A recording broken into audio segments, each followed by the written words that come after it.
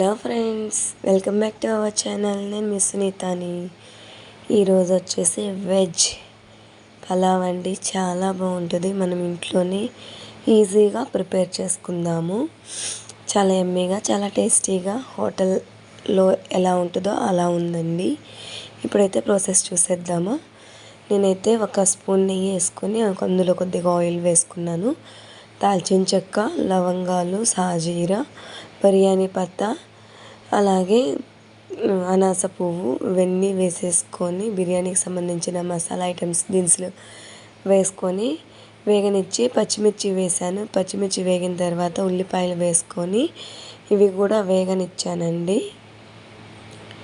ఇవి వేగిన తర్వాత నేను వచ్చేసి కొంచెం సాల్ట్ వేసుకొని వేయించి ఇప్పుడైతే ఇందులో అల్లం వెల్లుల్లి పేస్టు అలాగే టమోటా రెండు మిక్సీ పట్టేసుకొని పచ్చివాసన పోయేంతవరకు వేయించేసుకొని క్యారెట్, సోయా సాస్ అలా ఉల్లగడ్డని ముక్కలు చేసుకొని వేసుకున్నానండి.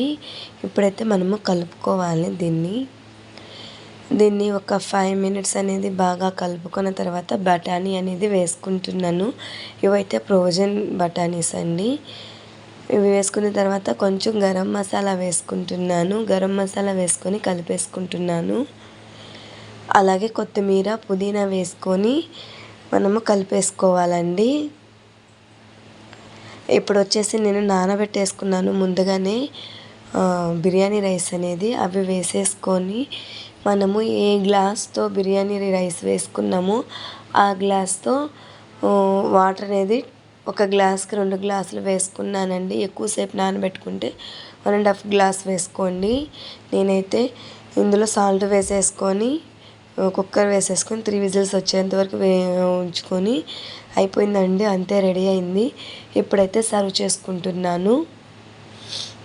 ఇలా సర్వ్ చేసుకొని మీరు గార్నిష్ కోసం క్యారెట్ ముక్కల్ని ఇలా పెట్టేసుకొని అందులో మధ్యలో పుదీనా వేసేసుకుంటే అంతే, రెడీ అయిపోయింది. నా వీడియో నచ్చితే లైక్ చేయండి. బాయ్.